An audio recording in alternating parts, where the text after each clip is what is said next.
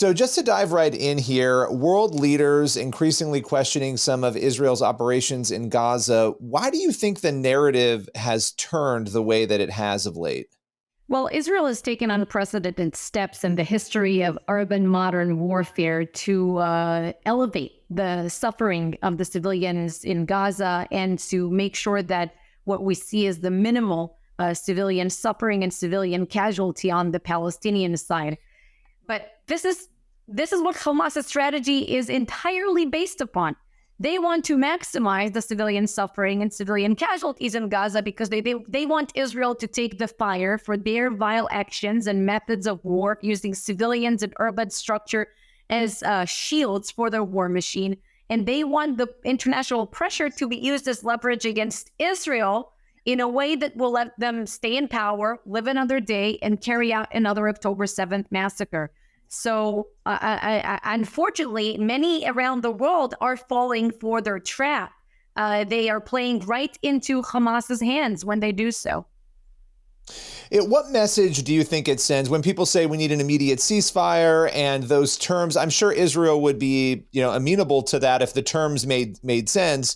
What do you think that message sends, though, when the sort of responsibility is placed on Israel and not so much on Hamas?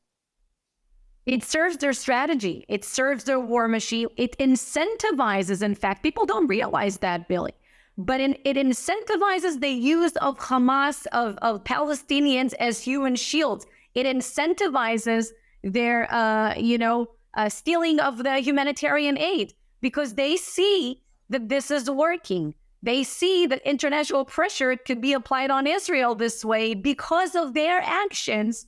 And let them live another day and stay in power. Now, regarding a ceasefire, there will be no ceasefire in Gaza, one that keeps the hostages in Gaza and Hamas in power. That is simply unacceptable. We took this decision as a nation that we will not live next to this terrorist enclave. We defined very clear war objectives that Hamas must be gone and all terrorists must come back home, and that Gaza can never pose a terror threat to us again.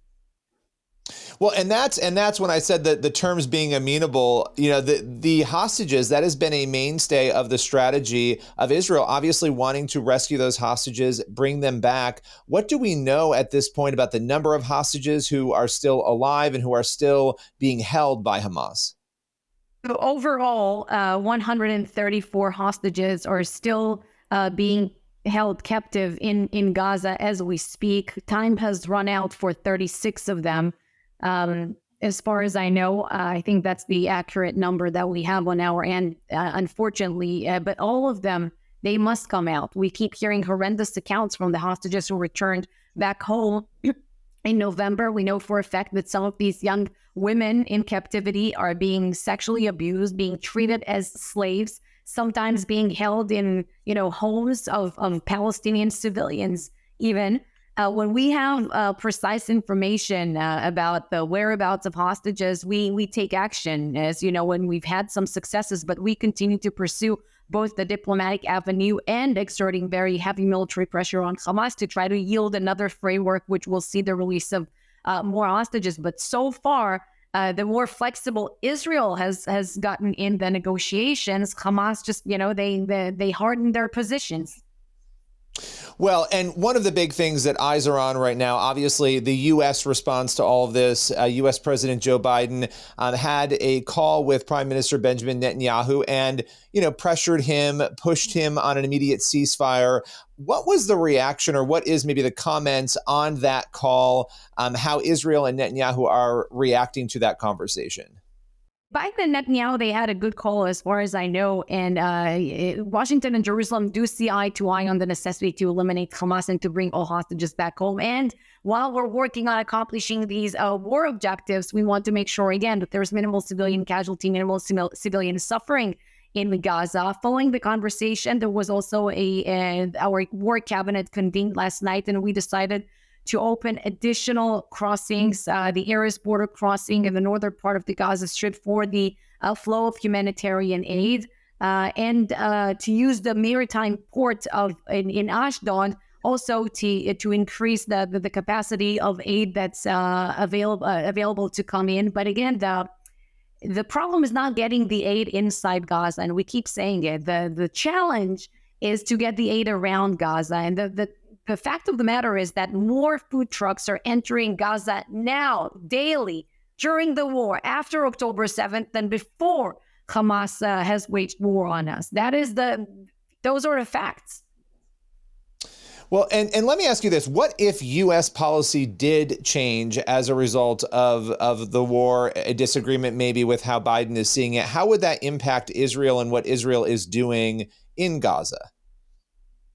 Billy, and I think I told you this before, support is great to have when you're fighting a war. You want moral clarity, you want global support on your side, but we're not fighting for support. We're fighting to stay alive.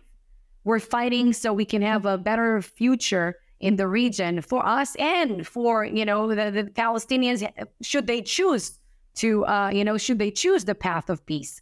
So with or without international support, including American support, we will do what has to be done, because we will not die. We will not commit public suicide. We will fight a war that must be fought for our survival. Final question for you, and I appreciate your time. I know you've got a lot of media interviews today and this week.